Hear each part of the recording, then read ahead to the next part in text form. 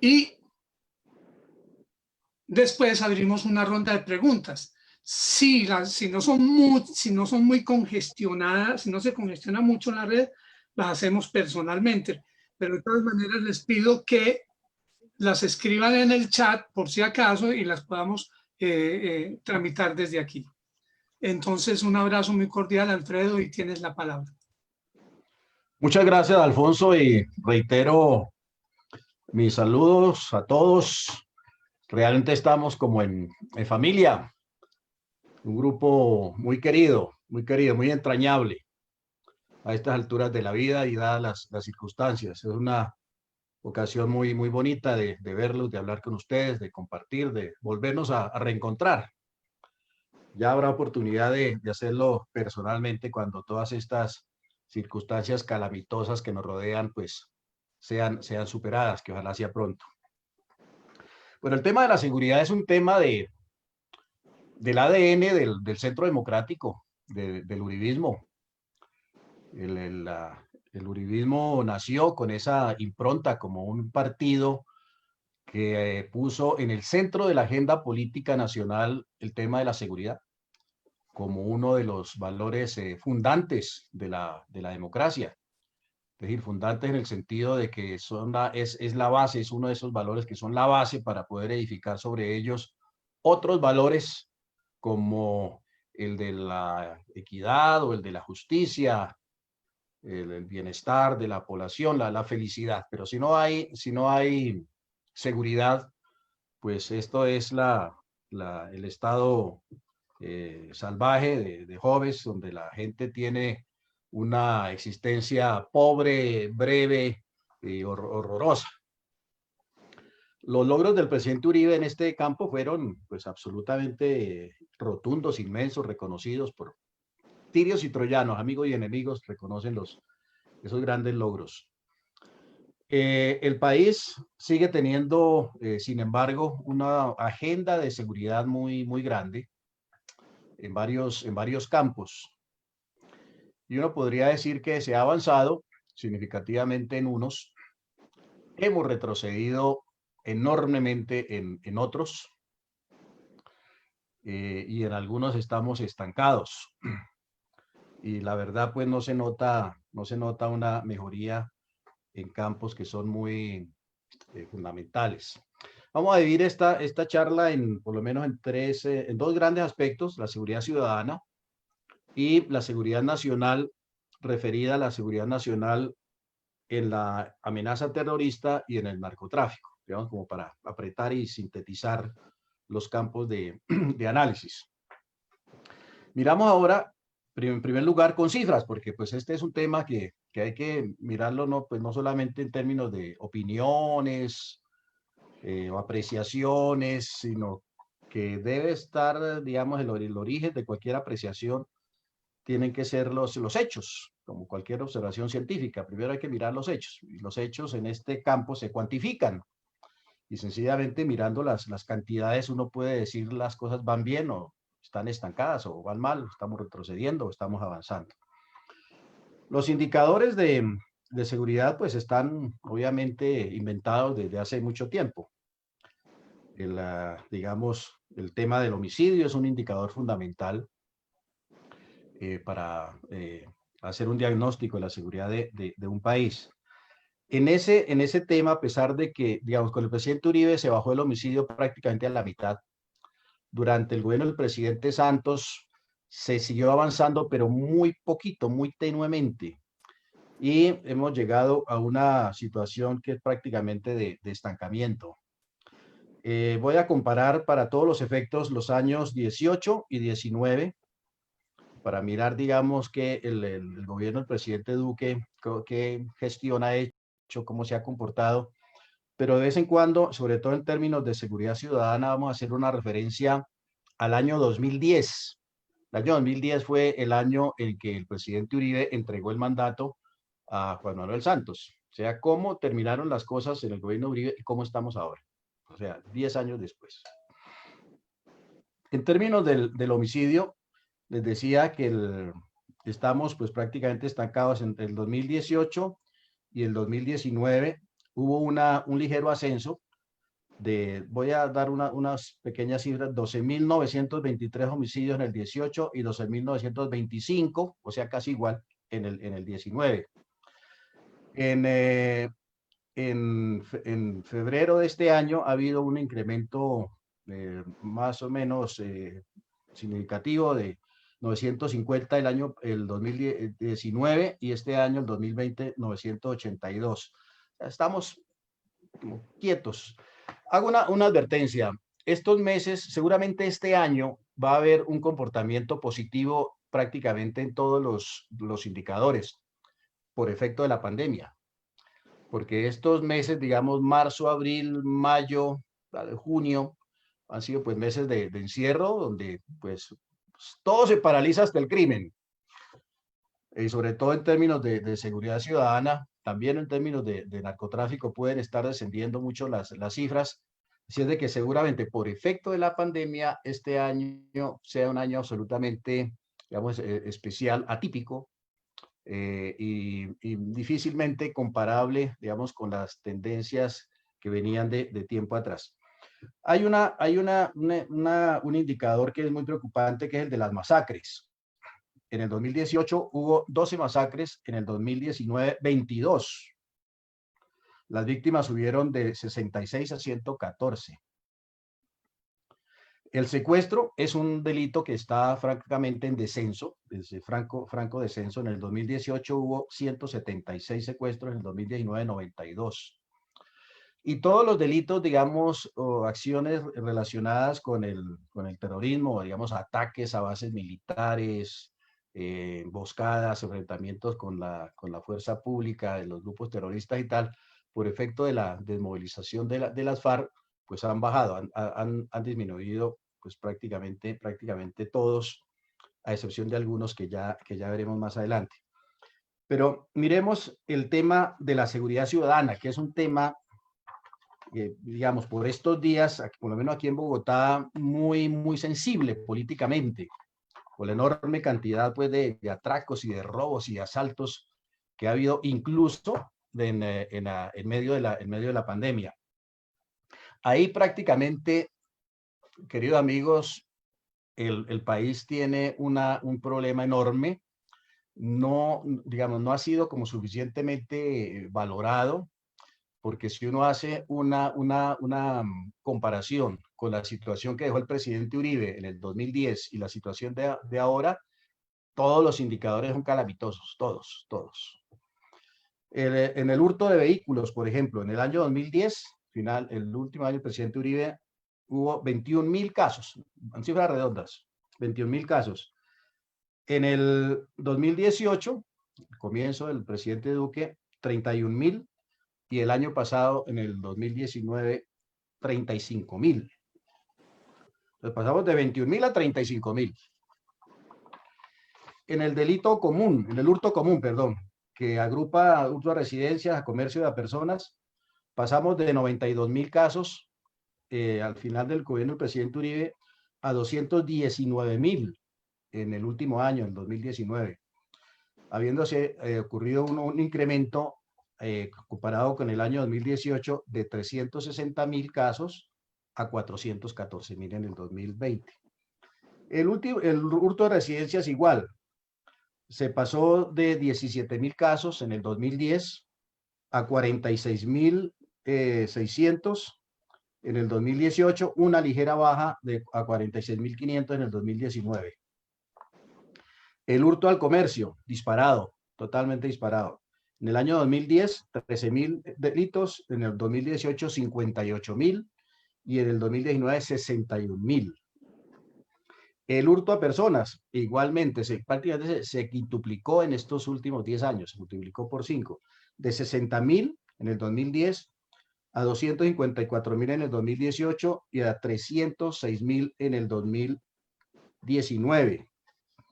Y el hurto a entidades financieras, duplicado también, o sea, asaltos a bancos, etcétera, cajeros bancarios, oficinas de banco. Pasó de 70 en el 2010 a 133 en el 2018 y a 141 en el 2019. La extorsión ha tenido eso sí ha tenido una caída muy grande. aunque en estos 2 últimos años, digamos, comparado con el año 2010, aunque en estos 2 últimos años, pues prácticamente se ha estancado y no ha habido mucho avance. En el caso del terrorismo, comparando los 2 últimos años, fueron 152 casos en el 2018 y 219 en el 2019. Esto después de la firma de los acuerdos y la desmovilización de las FARC, ¿no? Las acciones subversivas, como las cataloga el gobierno, pasaron de 12 en el 2018 a 20 en el 2019. Esto, digamos, en cuanto a los indicadores de seguridad ciudadana. En 2 palabras, el país se ha venido deteriorando esa seguridad urbana, la seguridad ciudadana. Los indicadores son calamitosos. Yo, la verdad, no veo una política contundente, clara, de recuperación de la seguridad ciudadana. Creo que habría que pensar en reeditar algunos aspectos de la seguridad democrática que fueron tan efectivos en la recuperación de la seguridad ciudadana. Estoy pensando en ese instrumento tan valioso y tan democrático como el de las redes de informantes, la participación, la movilización y la participación activa de la ciudadanía en la prevención del delito, en la persecución Ay, a menos los mal que sí me entró delincuentes, miel. etcétera. Eso creo que...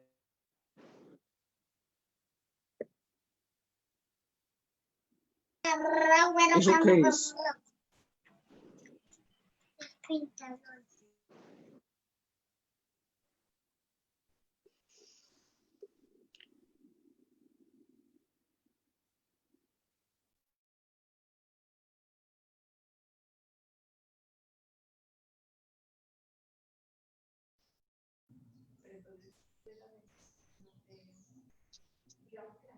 Tiene el micrófono silenciado, doctor Rangel.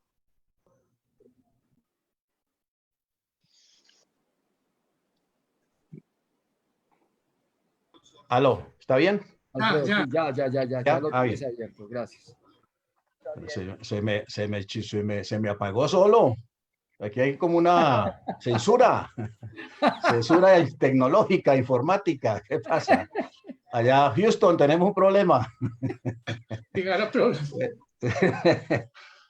Bueno, les decía que en el tema del terrorismo me voy a centrar en hacer algunas apreciaciones, sobre todo con el tema de las FARC.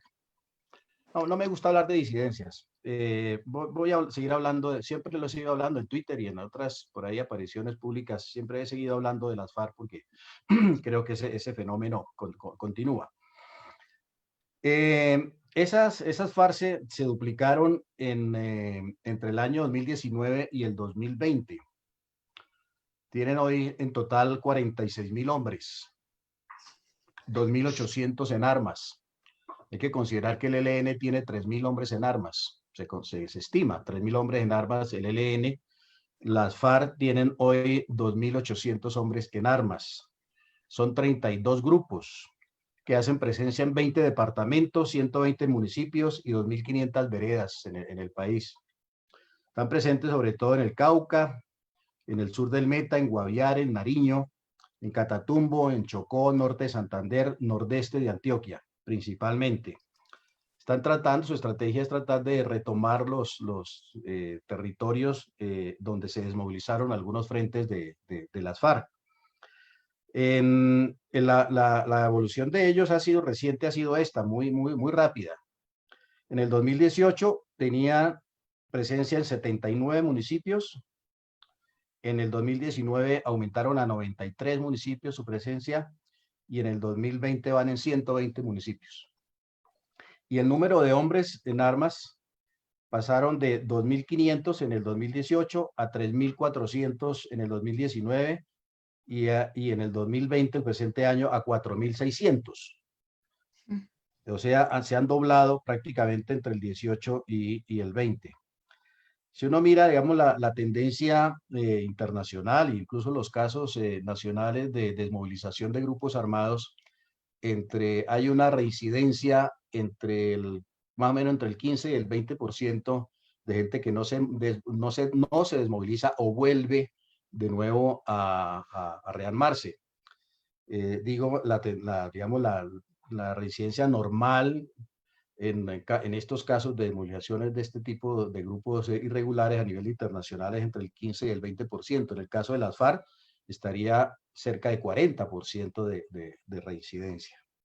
O sea, esto para evaluar pues el éxito, entre comillas, del proceso de paz y el acuerdo de La Habana del gobierno Santos. Estos grupos de las FARC no son, digamos, obviamente no es un grupo heterogéneo que tenga un mismo mando.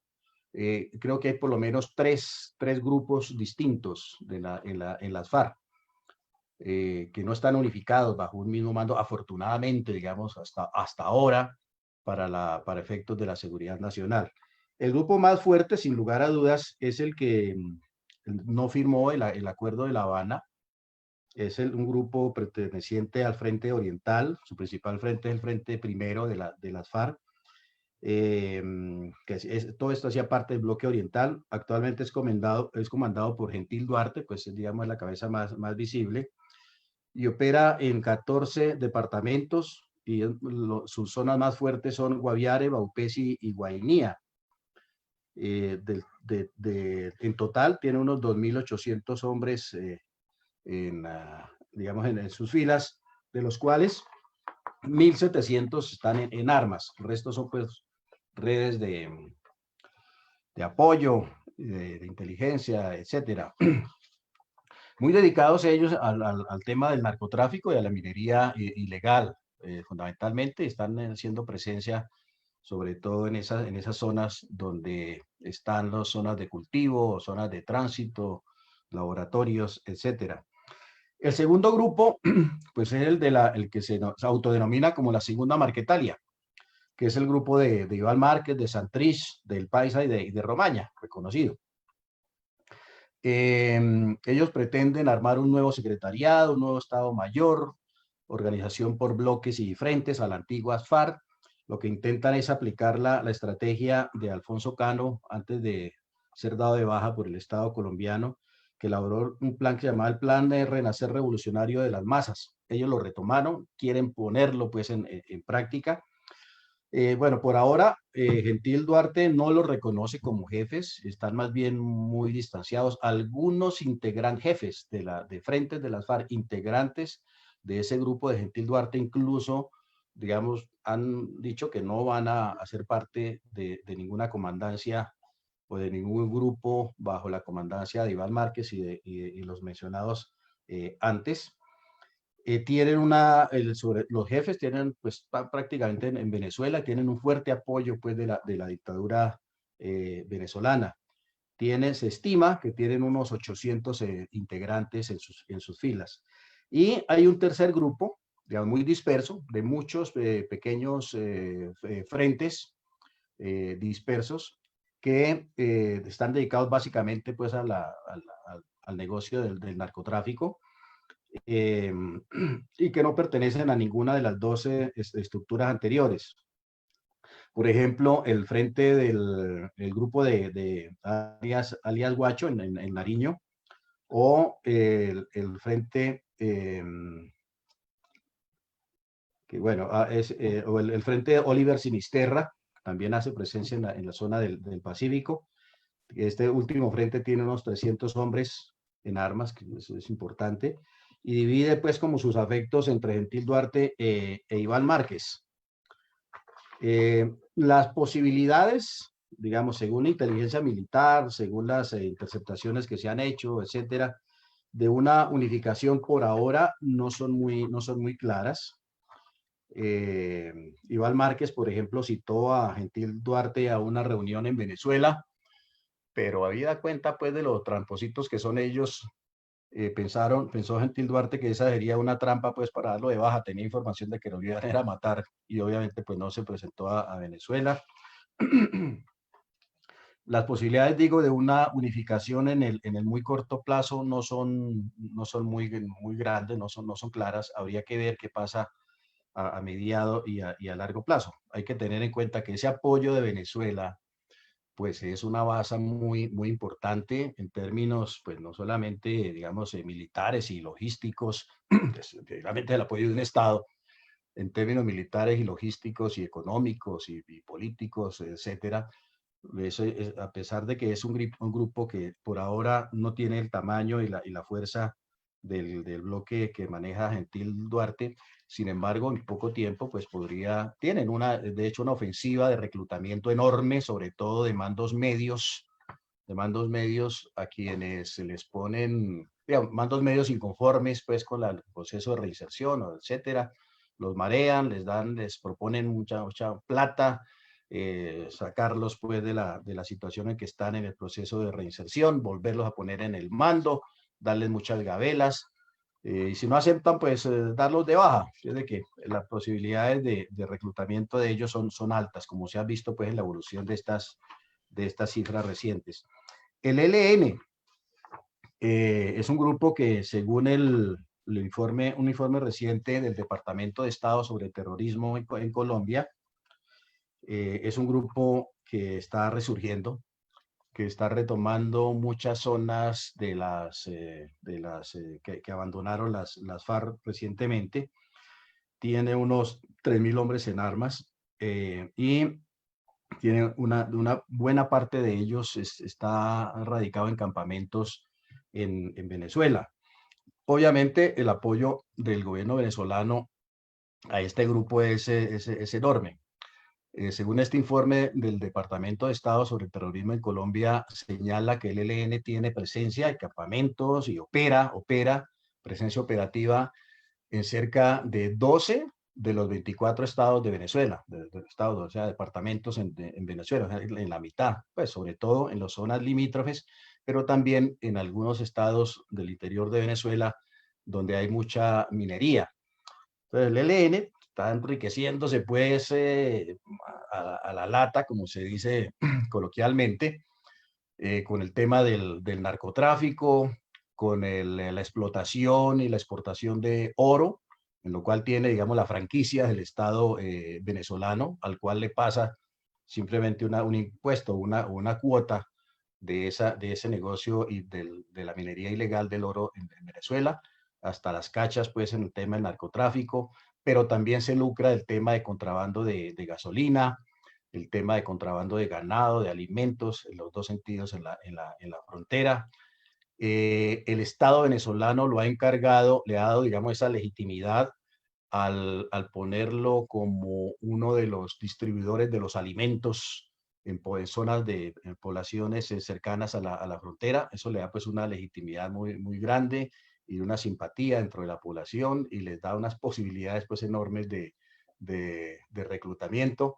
Hacen parte pues también del dispositivo de control fronterizo del Estado venezolano, para efectos de desplazamiento de poblaciones indígenas en algunas zonas, pues para proteger la actividad criminal, etcétera. O sea, el ELN es un grupo paramilitar, eso sí, digamos, en términos estrictamente hablando, en términos precisos, es un grupo paramilitar al servicio pues de la dictadura venezolana, con una enorme cantidad de campamentos, presencia campamentaria en Venezuela, al igual pues que estos otros grupos de las FARC.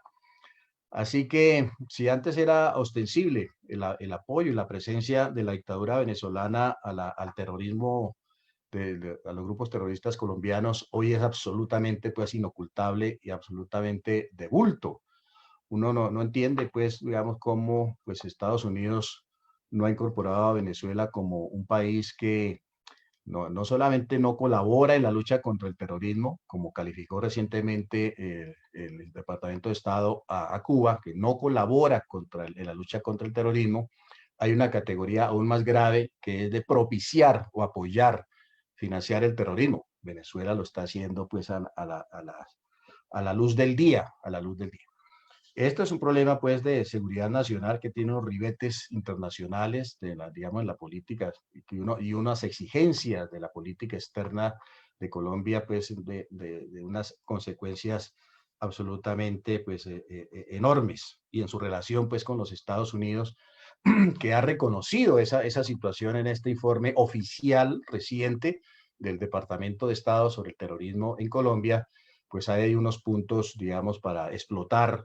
hacia el futuro en esa alianza necesaria, absolutamente imprescindible, del gobierno colombiano con los Estados Unidos. Y ahora el tema del narcotráfico. En los informes recientes dan a entender que, digamos que seguimos estando empantanados en la lucha contra el narcotráfico.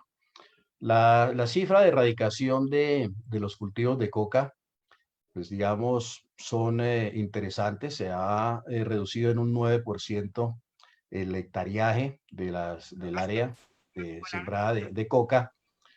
Al pasar de 162.000 a 154.000 hectáreas de coca. Sin embargo,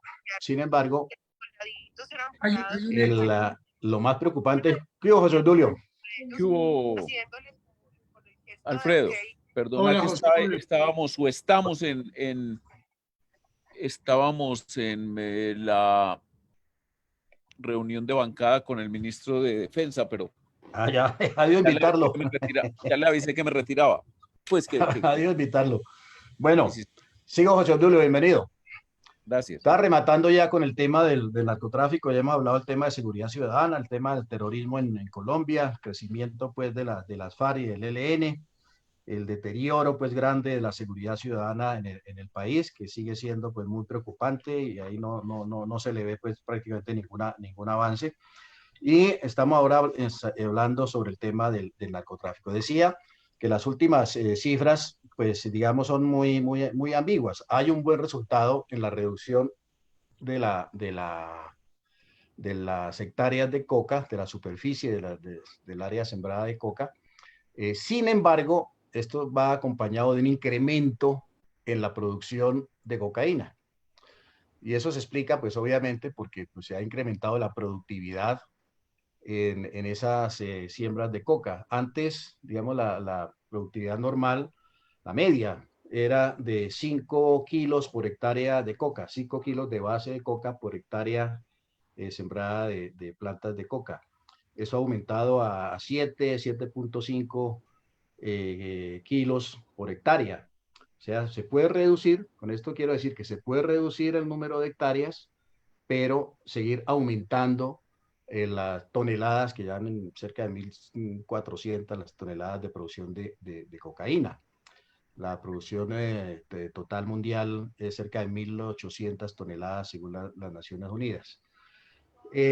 Todo lo cual nos lleva pues a la conclusión que, a pesar de los enormes esfuerzos del gobierno, según las cifras oficiales, hubo una erradicación en este último año erradicación manual de 94.000 hectáreas, pero solamente al final del día, solamente el hectareaje se redujo en unas 8.000 hectáreas o un poco más.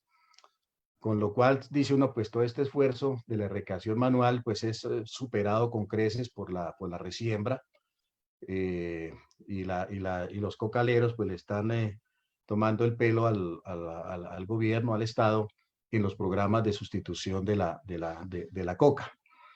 Yo creo, y este es el punto de fondo, queridos amigos, compañeros, copartidarios, el punto de fondo es que, a mi manera de ver, y es mi hipótesis pues central de trabajo en esta y de reflexión en este tema, mientras no se reformen los acuerdos de La Habana en el tema del narcotráfico, Colombia no tiene cómo desarrollar una lucha efectiva, eficaz, en contra del narcotráfico.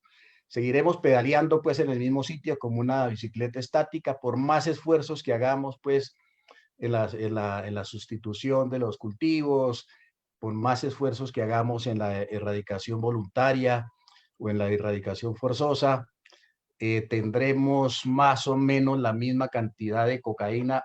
De hecho, no se ha reducido la cantidad de cocaína producida.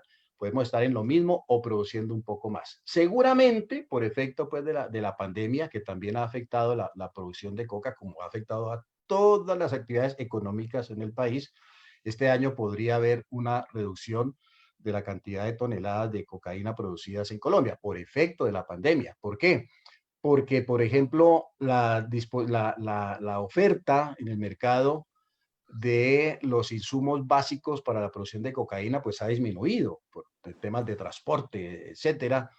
La escasez de gasolina en Venezuela, por ejemplo, ha afectado también negativamente la producción de cocaína en las zonas fronterizas, el norte de Santander, Catatumbo, etcétera. Entonces, digamos, por factores absolutamente externos, digamos, ocasionales o accidentales, que se reduce la producción de cocaína, pero de base, digamos, la estructura económica del negocio, el hectariaje, la productividad, etcétera, está ahí. Y seguramente si hay una baja este año, esas cifras podrían volverse otra vez a incrementar en el año entrante. No se ha inventado nada, queridos amigos, nada más efectivo para reducir de una manera sustancial y rápida, contundente, eficaz, el hectariaje de la coca en Colombia que la fumigación con glifosato.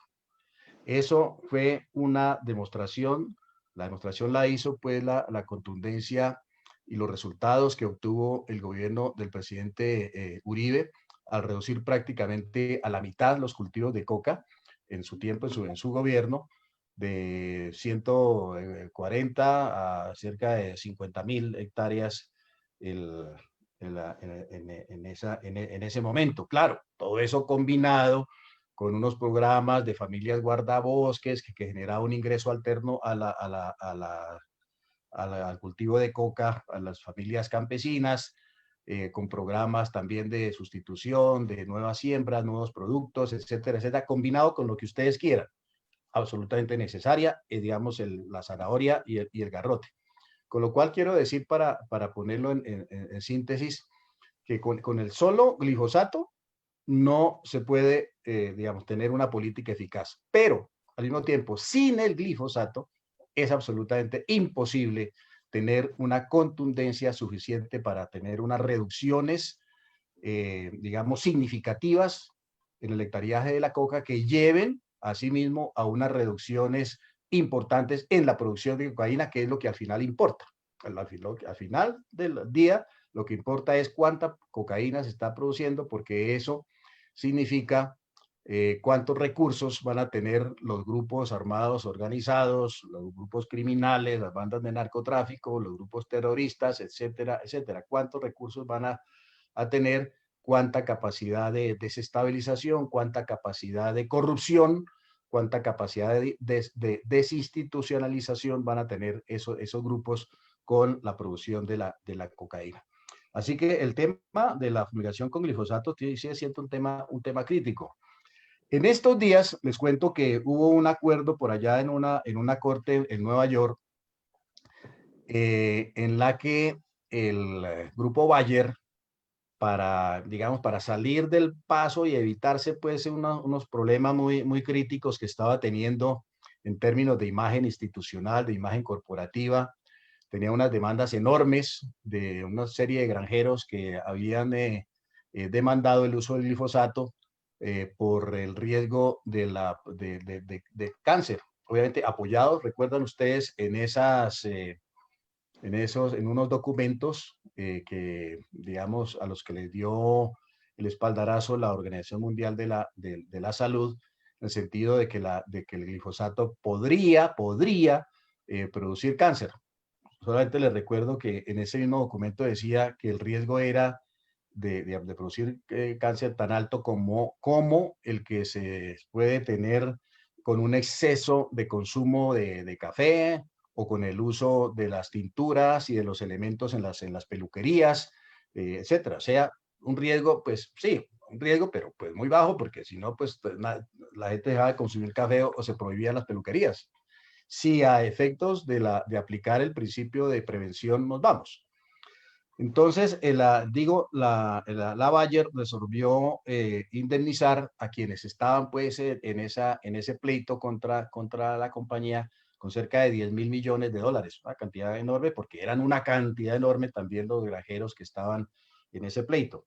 Bayer, para salir del lío, pues optó para terminar el asunto con un acuerdo con los demandantes por esa cantidad de plata, obviamente dejando claro que eso no significaba un reconocimiento que el glifosato hacía daño. Muy seguramente todo el mamertaje y todo el ambientalismo mamerto y todos los, pues, nuestros adversarios de la otra orilla se van a apoyar en ese hecho, judicial, para una vez más tratar de embaucar pues al gobierno colombiano y ponerlo contra la pared para evitar pues la fumigación con glifosato. Van a tener ese otro argumento.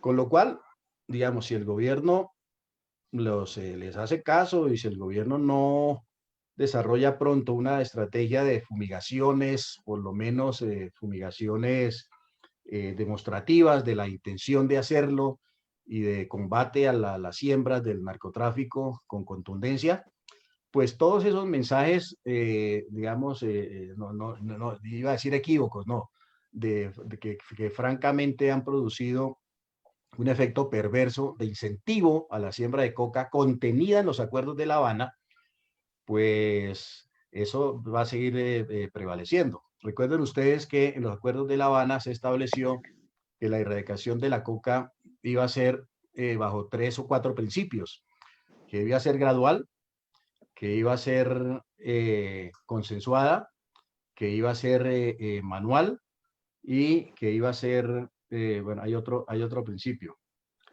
gradual, manual, consensuada, bueno, y hay otro principio.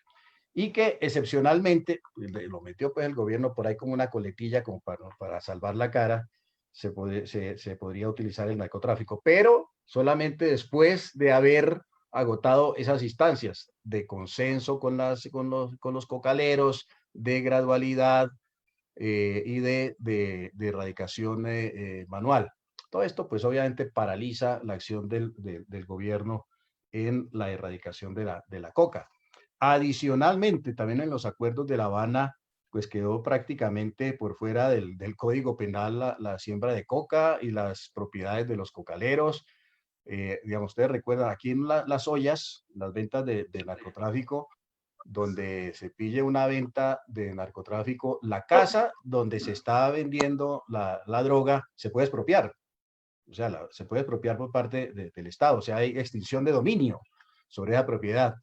En el caso de los cocaleros, nada de eso. Prácticamente hubo una amnistía permanente y a futuro para los sembradores de coca. Todo eso son temas que hay que reformar en los acuerdos de La Habana.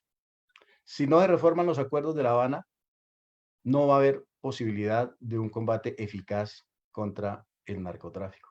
Y creo que nuestro partido y nuestros voceros políticos no han entendido muy bien, y el presidente Uribe creo que le ha faltado también como contundencia y claridad en ese tema. El presidente sigue insistiendo en que los acuerdos de La Habana hay que reformarlos, pero hay que decir también concretamente qué es lo que hay que reformar, no solamente los temas de la justicia, que obviamente también hay que hacerlo, sino también en estos temas de el narcotráfico. Insisto, si no hay una reforma, una revisión de los acuerdos de La Habana, vamos a seguir nadando en coca en los próximos años. No va a obtener el gobierno del presidente Duque unos resultados satisfactorios y contundentes en esta lucha, y ese va a seguir siendo pues el combustible de todas las violencias en el país, de la violencia, organizaciones del crimen organizado, bandolas de narcotráfico, grupos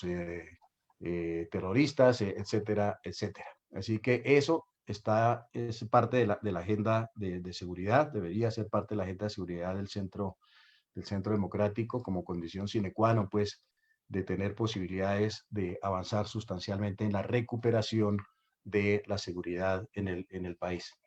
Yo por lo pronto dejo esto ahí para escuchar a ustedes comentarios, algunas preguntas, algunas opiniones y entrar pues en una conversación. Muchísimas gracias, hombre Alfredo. El primero que hablar es Carlos Valverde. Bueno, buenas noches. Buenas tardes. Alfonso, un abrazo. Igual. Alfredo, has hecho una exposición que es una descarga ideológica de lo que está pasando en Colombia. Yo te quiero preguntar una cosa, pues, nos conocemos, yo sé sus capacidades,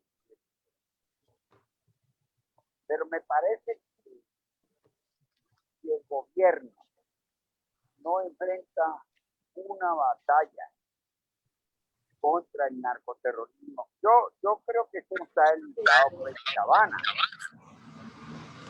Entonces yo lo que pienso es que esto está ligado a La Habana, a Venezuela, a un compromiso de las organizaciones de izquierda contra el régimen y contra la posición que nosotros mantenemos en el país.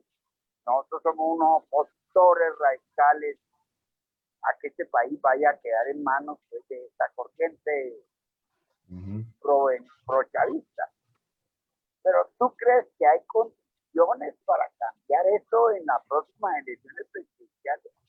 Porque de verdad estamos un poco cansados. Es decir, es muy difícil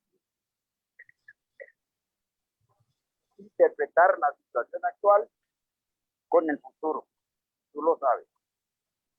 Entonces, ¿tú crees que es posible que nosotros cambiamos el derrotero de la situación nacional desde el punto de vista de la interpretación que le dan los sectores promamercos al país, que indudablemente han avanzado en la construcción de corrientes y de toma de ciudades? Uno no puede negar lo que está pasando en Bogotá o en Medellín o en Cali. Nosotros, el objetivo principal nuestro es impedir que esta corriente tome el país. Nosotros no lo hacemos como ellos dicen, por una interpretación falaz o superficial de la situación, sino porque tenemos una interpretación llena de democracia colombiana. ¿Tú crees que hay un chance para la próxima elección del presidente de la República? Hacemos varias intervenciones, Alfonso, y las recogemos. Carlos, sí, luego. entonces Carlos Sierra. Sí, señor. Buenas tardes, Alfredo. Muchísimas gracias por tu generosidad y por estar aquí con todo el grupo, y feliz porque no solamente tenemos una gran acogida ahorita en Facebook, sino por todos los que nos están colaborando. Alfredo, un tema fundamental, dos preguntas muy puntuales. Uno, ¿cuál debe ser el mecanismo para que el gobierno o el partido de gobierno, o quién debería ser si ninguno de los dos lo hacen? No sé si la sociedad civil o quién, para pedir esta revisión o para pedir esta revisión que planteas de los acuerdos, porque pasa el tiempo y no vemos, con todo el afecto y el respeto lo digo, no vemos que se esté que se esté gestando el tema de solicitar esta revisión de los acuerdos, y uno puede entender todos los bemoles políticos del asunto. Sería el primero. Y el segundo, la segunda pregunta iría dirigida al tema transnacional. ¿En qué tiempo está, cómo nos está afectando? Estábamos viendo, estuve revisando el tema de María Jimena Duzán en esta semana con respecto al caso de este testaferro del gobierno de Maduro, las relaciones y el impacto que tiene con empresarios colombianos y demás.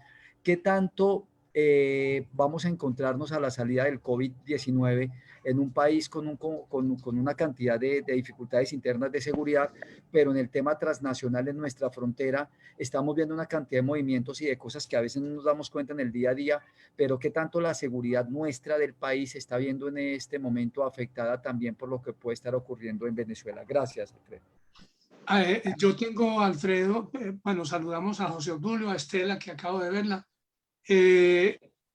La pregunta mía está ligada a la anterior. ¿Cuál es el papel que está jugando Estados Unidos frente a esto, especialmente respecto a la situación venezolana, visto lo que se ha visto en estos días, y perdónenme el pleonasmo, con un Trump que parece ser dudando acerca de la política de Venezuela y hasta cambiándola? Ajá. Bueno, vamos entonces a dar algunas opiniones sobre estos temas que plantean ustedes, todos absolutamente pues pertinentes y al lugar, pues. Yo creo, sobre lo que decía Carlos Valverde,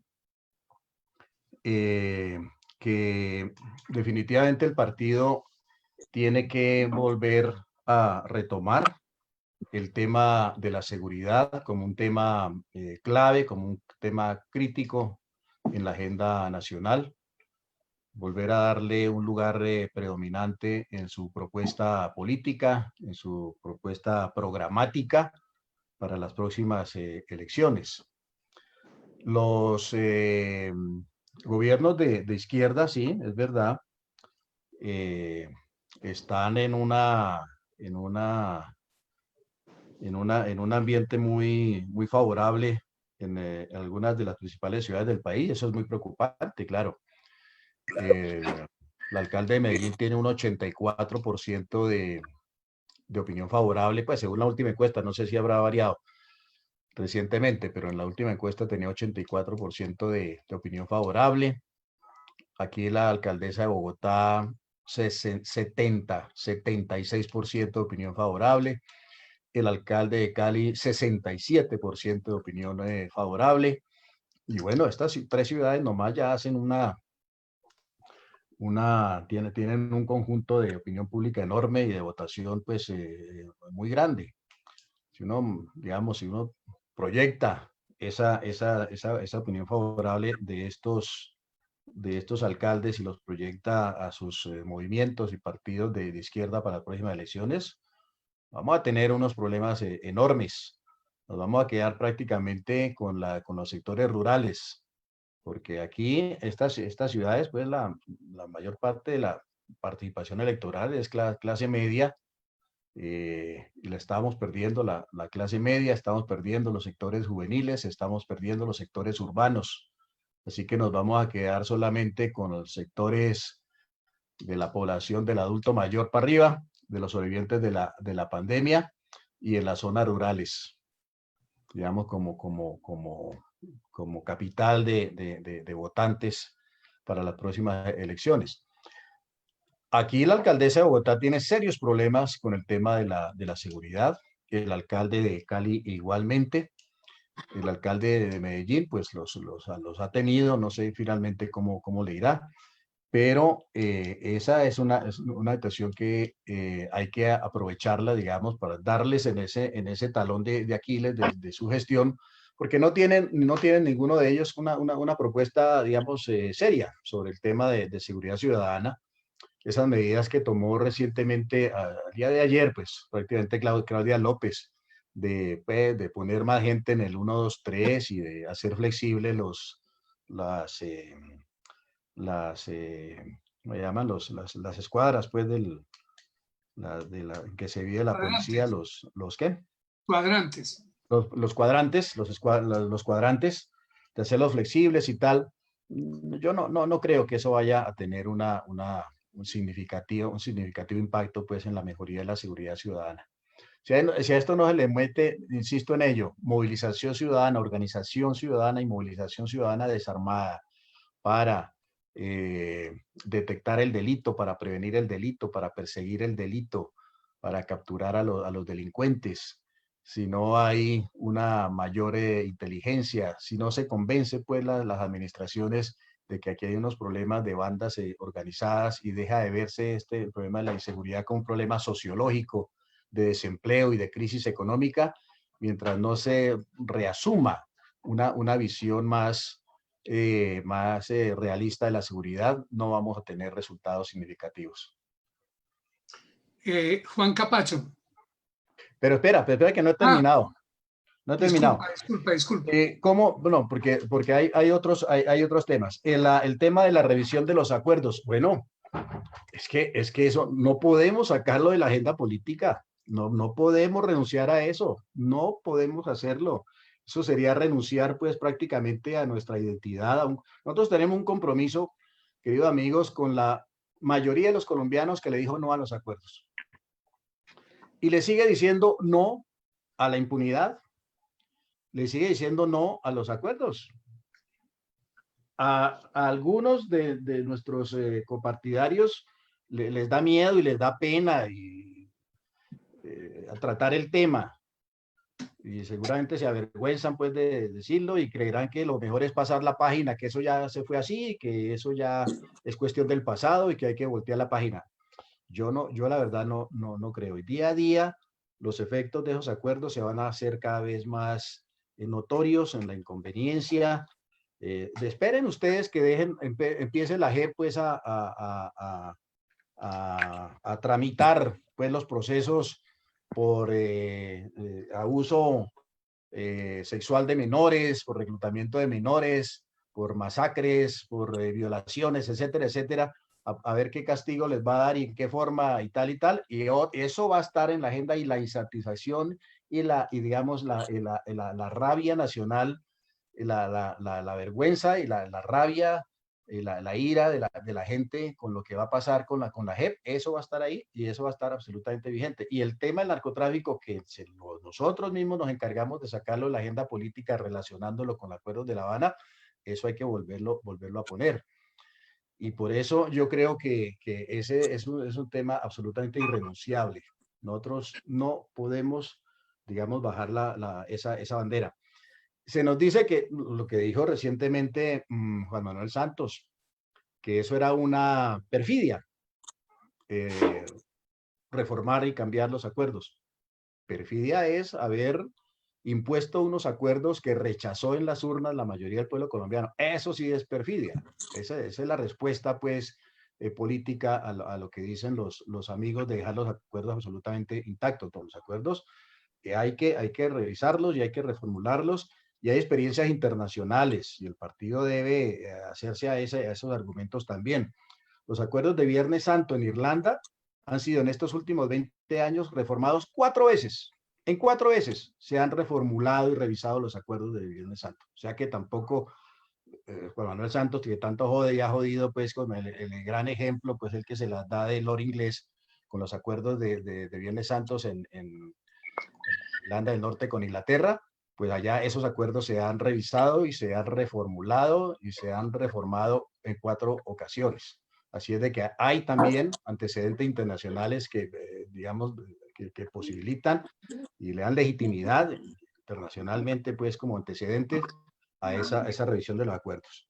Eso no lo podemos hacer sino nosotros, el Centro Democrático. No lo van a hacer ni los liberales, ni los conservadores, ni ninguno de los grupos que apoyaron los acuerdos, además, porque pues eso fue como Tarzán contra el mundo, el Centro Democrático contra el mundo, y aún así ganamos ese plebiscito. Y a eso no podemos renunciar. Eso depende de nosotros. Ahora, el tema de Venezuela y el tema de Estados Unidos y Venezuela.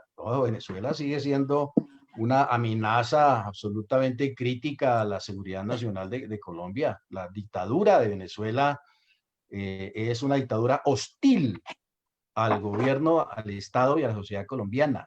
Tiene actos de hostilidad diaria permanente, como es tener a esos grupos terroristas en su seno, dándoles apoyo, dándoles cobijo, dándoles financiación, dándoles protección de todo tipo, para que realicen acá acciones terroristas y acciones criminales. Eso es que la transhumancia de Venezuela hacia acá y de regreso a Venezuela a protegerse es constante y es permanente. Así que ese es un tema pues que tampoco se puede sacar de la agenda política nacional, de la agenda internacional. No se puede sacar. Con Venezuela, la dictadura venezolana es un riesgo, es un peligro permanente, absoluto, crítico, así como la dictadura cubana, porque la dictadura cubana es la que le está dando apoyo, y gracias a ese apoyo de la dictadura cubana, en buena parte la dictadura venezolana ha sobrevivido. Así es de que directa o indirectamente, yo creo que más directamente también Cuba es responsable de esos riesgos para la seguridad nacional que está viviendo en Colombia a través del apoyo que Cuba le da a la dictadura venezolana, el sostén que le da. Esa intervención pues abierta, absolutamente abierta y descarada de Cuba en los asuntos internos de Venezuela, aceptados pues por la dictadura como si fuera un país invasor prácticamente, un país invasor. Yo creo que Trump, pues obviamente se está cansando, seguramente ve que esta estrategia que ha liderado Colombia del cerco diplomático a Venezuela ha sido un fracaso, pues digamos, fracaso en el sentido, pues que si se quería tumbar la dictadura, pues no ha pasado. Y la dictadura no creo que se haya, por efecto de ese cerco diplomático, se haya debilitado.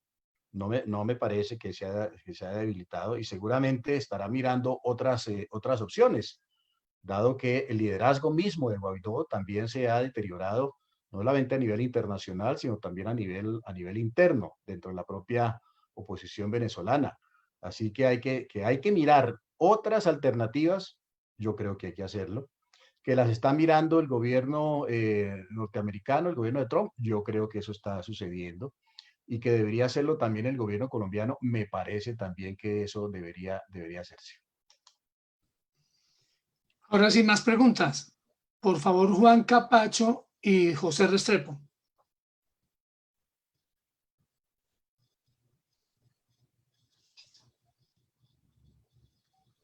Aló, buenas tardes. ¿Me escuchan? Sí, Sí. ¿Qué hubo, Juan? ¿Cómo estás? Saludo especial a todos los asistentes. Doctor Alfredo, muy, digamos, sólida su argumentación en cuanto a la realidad de las regiones y lo que se está viviendo, sobre todo en el análisis del crecimiento, digamos, como la situación de narcotráfico.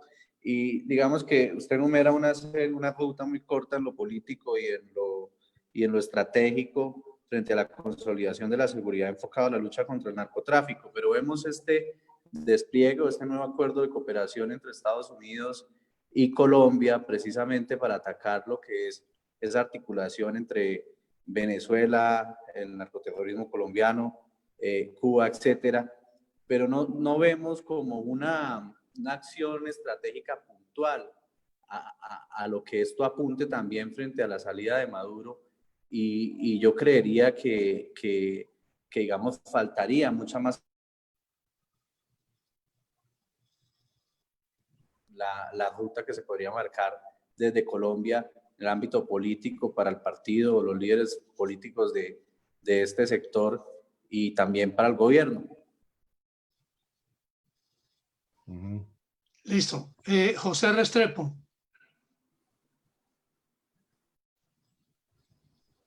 Bueno, no está, pero yo tengo una pregunta. ¿Cómo te imaginas tú que va a ser el escenario post-pandemia frente a las movilizaciones y a las peticiones sociales que se nos vienen encima, y cómo deberíamos enfrentarlas? Sí, no, esa movilización social que sigue siendo en contra del gobierno, para debilitar al gobierno, para deslegitimarlo, que venía en un crescendo pues el año anterior, muy seguramente van a retomarse y a fortalecerse después de la pandemia. Eso yo creo que debemos darlo como un hecho, ese resurgimiento pues de las marchas y de protesta y del ataque permanente pues contra el gobierno. Haga lo que haga el gobierno, va a ser enorme. Y seguramente habrá condiciones, digamos, sociales, de desempleo, de falta de ingreso, de incremento de la pobreza, de empobrecimiento de sectores de la clase media, de caída en la miseria de sectores que antes, o en la pobreza extrema, de sectores que ya estaban en la pobreza, etcétera. Las circunstancias pospandemia sociales y económicas van a ser muy difíciles, y muy seguramente pues tratarán de pescar en río revuelto Petro y todos los sectores pues que están propiciando una política de izquierda, una política radical o una política populista. Eso creo que tenemos que darlo como un hecho. Y eso es obviamente un reto muy claro para el gobierno nacional. Y ahí habrá que echar mano pues de toda la capacidad de maniobra política, etcétera, del gobierno, pues no dejarse arrinconar, salirle al paso pues a todas esas descalificaciones de la izquierda, salirle al paso incluso a las amenazas y a los retos de los gobernantes, de estilo Claudia López, pues, que está confrontando permanentemente al gobierno nacional. Yo creo que se viene una campaña electoral que ya, pues, pospandemia es igual a arranque de las campañas presidenciales, y eso va a ser muy ruda, esta campaña. Yo creo que va a ser de las más rudas y de las más confrontacionales y de las más, digamos, en términos de confrontación y de ofensa y de insulto y de grosería y de ataques, etcétera, de las más ásperas que se hayan realizado en el país. Y a esas circunstancias tenemos que prepararnos. El Centro Democrático, sus voceros, sus agentes, etcétera, no pueden, digamos, renunciar a dar la pelea en donde se la ponga el adversario. Y el gobierno tendrá que tener mucha mayor capacidad de maniobra, y creo que tendrá que ser mucho más contundente en la confrontación de ese reto que le va a presentar ahora el populismo en las calles, en toda la situación de pospandemia. Ahora, lo que decía Capacho, una salida pues al tema venezolano.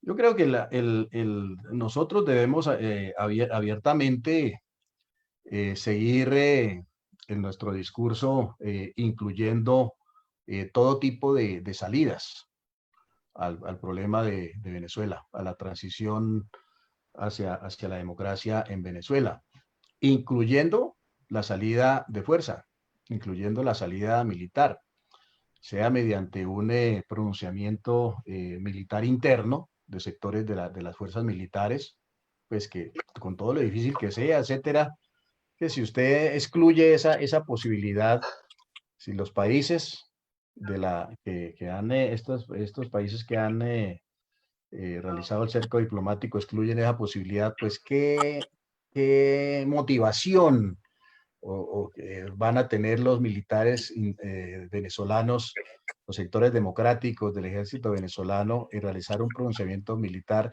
si de antemano estos gobiernos los están vetando. Pues eso va a ser muy complicado. Yo creo que esa debería ser una de las primeras acciones del gobierno colombiano. No excluir ninguna alternativa en la solución a los problemas de Venezuela. Me parece que el gobierno colombiano en su diplomacia la ha excluido, y obviamente pues todos los gobiernos de América Latina y otros gobiernos, etcétera.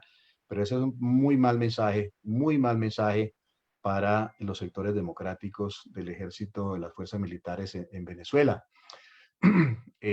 Yo creo que esa es digamos, como la primera movida que debería ser un nuevo gobierno, sí, con teniendo la absoluta seguridad que de aquí a allá, pues ahí va a estar, o sea, el dinosaurio va a estar ahí.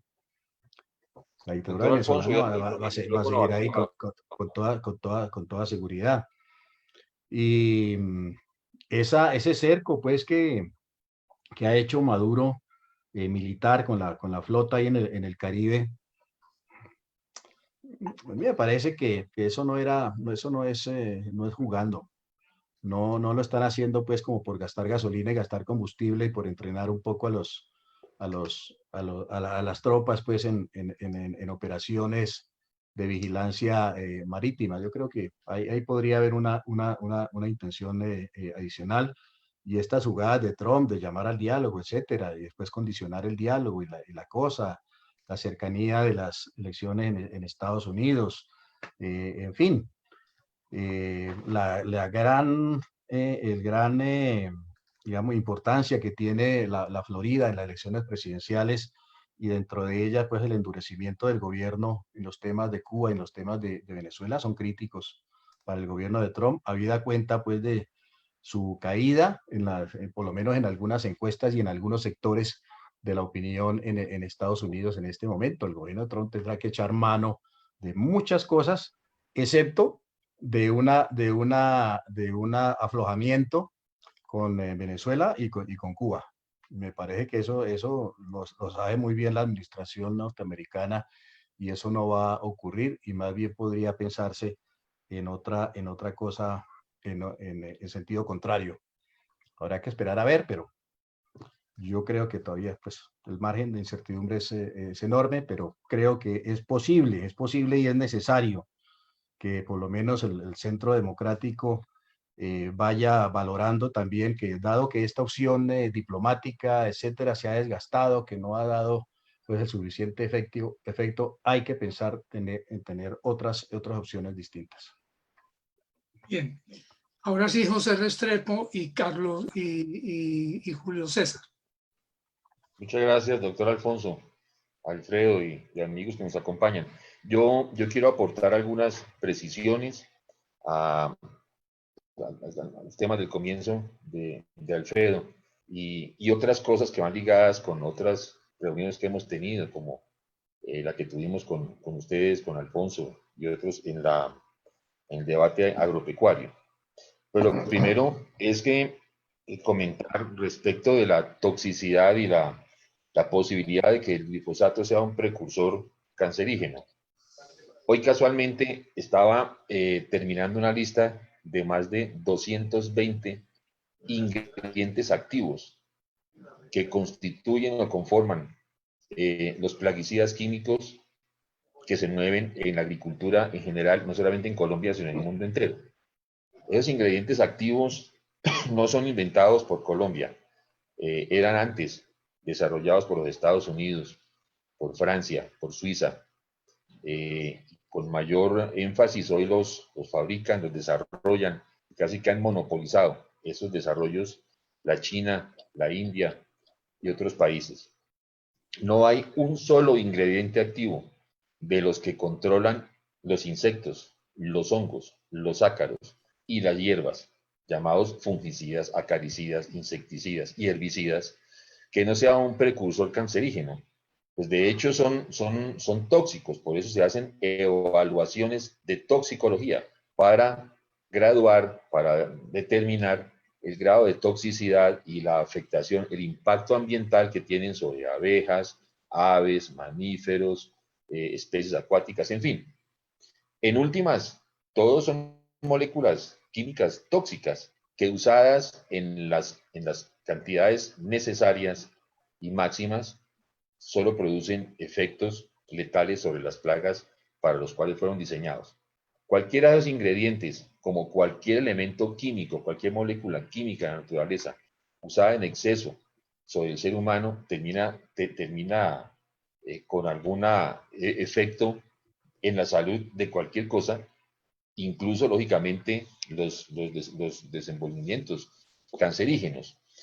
A lo que voy es a que en nuestro país está el Instituto Nacional de Salud, el ANLA y el ICA.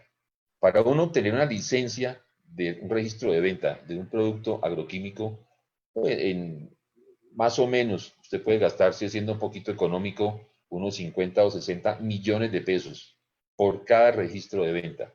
Eso incluye las pruebas toxicológicas que se hacen sobre todas las especies para determinar, aunque ya están hechas, porque cuando uno busca una licencia, un registro de venta de un producto de estos, no estamos buscando la licencia de venta sobre un producto que tiene propiedad intelectual, propiedad científica nuestra, es simplemente una copia de los demás. O sea, usamos simplemente el ingrediente activo importado para que nos otorguen un registro de venta. Sin embargo, hay que repetir todos los estudios. Una cosa medio ilógica, pero bueno, se repiten todos otra vez. Para concluir esta parte, lo que yo creo que ha faltado es que este tema del glifosato, que es el que menos impacto tiene sobre todas estas especies, pues sea apoyado, sea debatido, sea soportado, sea difundido, sea explicado por la comunidad de científicos que componen el Instituto Nacional de Salud, la Agencia Nacional de Licencias Ambientales y el propio ICA, donde hay doctores a no sé qué grado. Pero ese debate queda en el Congreso, en manos de los políticos, con informes ligeros que les entregan algunos medio expertos en el tema, sin llamar a las verdaderas autoridades para que debatan y hagan realmente una exposición didáctica para que socialicen eso. El glifosato, como le digo, es el producto que posiblemente menos afectación tiene. Pero usted toma una copa de glifosato, pues antes de que le dé cáncer termina muerto. En fin, entonces ahí falta usar la experticia, divulgar pedagógicamente qué es lo que pasa con eso. El cuento de Bayer, pues no sé no sé hasta qué grado llegaría a eso, pero la molécula menos importante para Bayer, la menos rentable, es la molécula de glifosato. Bayer es uno de los creadores, de los investigadores de moléculas muchísimo más importantes y más valiosas que generan mucha mayor rentabilidad. Hay productos de 1000% de rentabilidad que atacan toda esta cantidad de plagas. Y sobre eso no... Restrepo, con todo respeto, le pido que concrete el otro punto, porque es que hay gente que usa la palabra... Correcto. La otra parte es que el programa de erradicación en la época del presidente Uribe, pues tenía un objetivo claro. Hoy en día eso no aplica. El programa de erradicación lo que facilita es que cada hectárea que usted erradica promueve la erradicación de una hectárea de bosques. El programa de erradicación ya para hoy en día está fuera de foco, y lo que hay que hacer es un programa de erradicación ligada a un programa de desarrollo agrícola, o sea, un programa de sustitución verdaderamente aplicado. Hablábamos la semana antepasada con Horacio Chavarría en una conferencia de estas, del desarrollo tan importante del aguacate Hass y otras variedades. Por decir alguna de las cosas, se pueden sembrar en esas cosas, pero no hay una verdadera voluntad, una verdadera decisión de hacer una erradicación para que naturalmente se pueda sustituir. Yo le comentaba en una reunión de los 100 días del presidente Duque, en esa evaluación que hicieron los congresistas, y advertía, tal vez Sonia también estaba allá, que las elecciones en el sur del país estaban perdidas, porque es inconsistente la erradicación de cultivos con la sintonización, como le sintoniza el ciudadano, el agricultor de esas zonas que le están atacando, le están acabando. Ese es un agricultor, indiscutiblemente.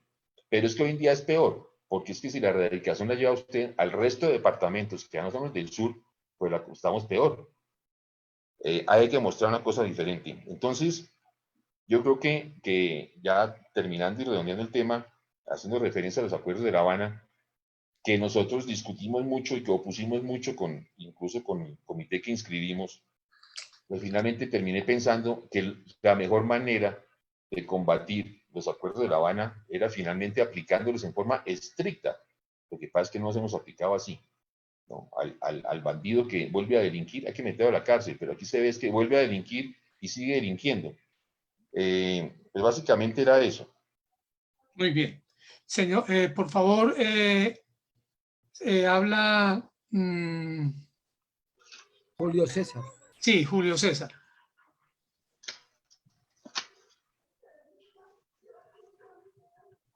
Julio César. Bien.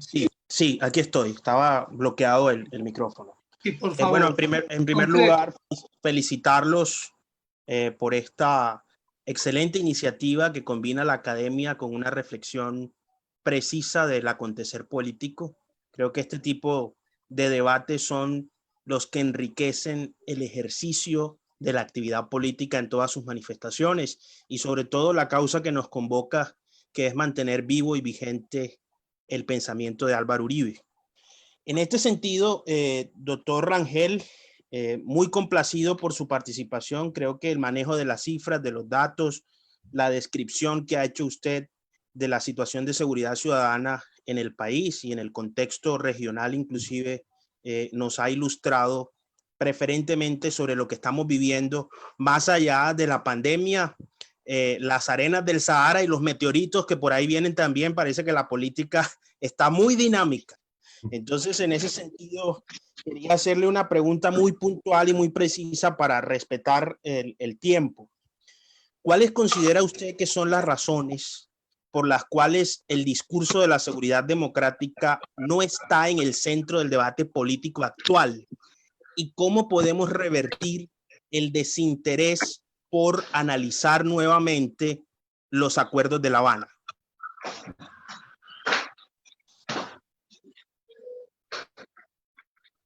Muchas gracias. Bueno,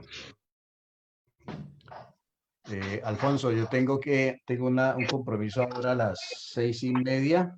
Ya. Así que, pues vamos a responder estas 12 inquietudes y Y Y damos por dejaremos para otra oportunidad continuar con este tema que es inagotable. Lo primero, lo que dice José, pues sí, estamos de acuerdo. Esto del tema del glifosato, pues hay que discutirlo en términos científicos y no en términos, no es un asunto ideológico, digamos, no es un asunto ideológico. Porque como es cuando cuando se asume o se aborda como un tema ideológico, pues las inconsistencias y las incongruencias son enormes.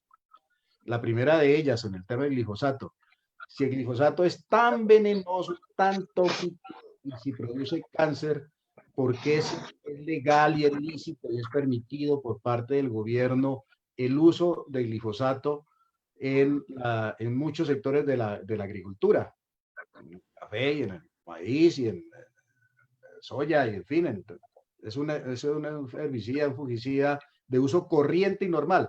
¿Por qué solamente es peligroso y tóxico cuando se combate la coca? Pues ese es el primer argumento. Pues si vamos a eso, pues que lo prohíban rotundamente para todo.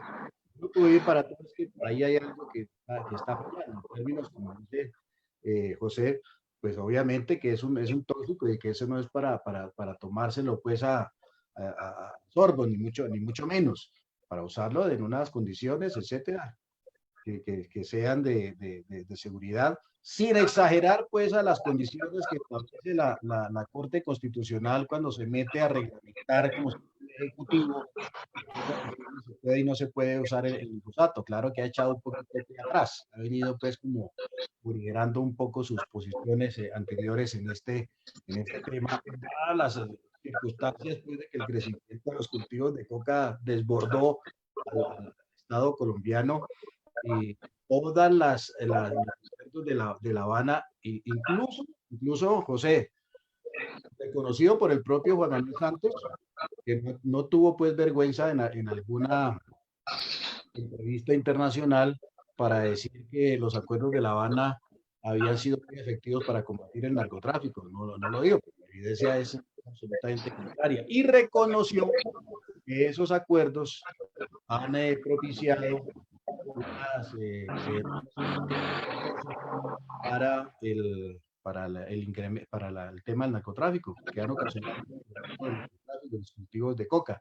Así que yo no creo que la aplicación de los acuerdos de La Habana sea literal de los acuerdos o estricta de los acuerdos de La Habana sea la solución. Insisto, los acuerdos de La Habana tienen que ser reformulados y modificados, en particular en este tema que estamos tratando del narcotráfico y en otros temas, obviamente, como el tema de la justicia, etcétera. Nosotros no nos oponemos, por ejemplo, a que los miembros de las FARC estén en el Congreso. No, lo que decimos es que vayan al Congreso después de haber pagado unas penas o unas sentencias acordes y proporcionales a la gravedad de los delitos.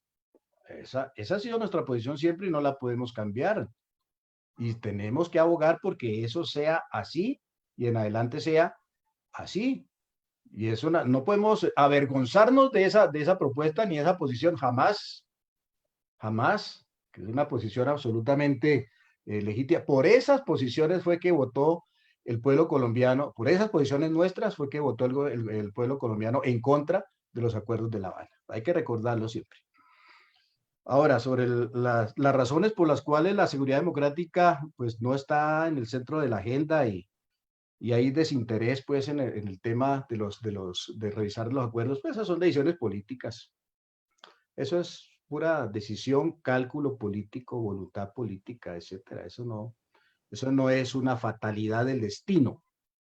Eso no es un tema, no es una catástrofe natural, no tiene origen celestial ni nada que se le parezca. Es una decisión humana y es una decisión de la voluntad política, de las opciones, etcétera, del cálculo político, de la orientación, del norte político que se tenga.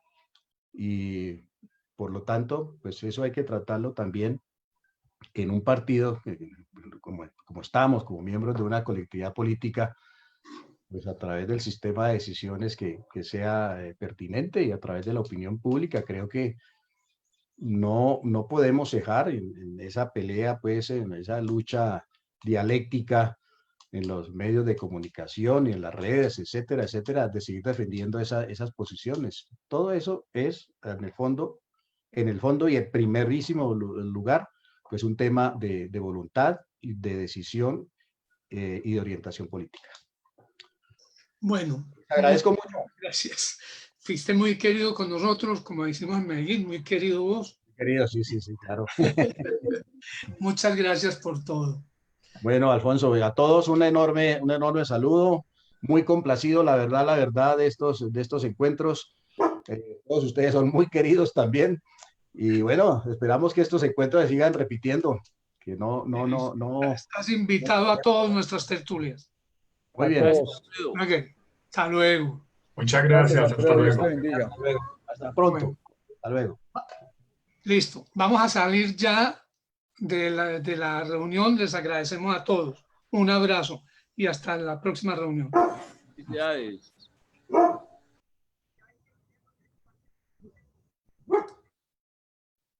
Hasta luego.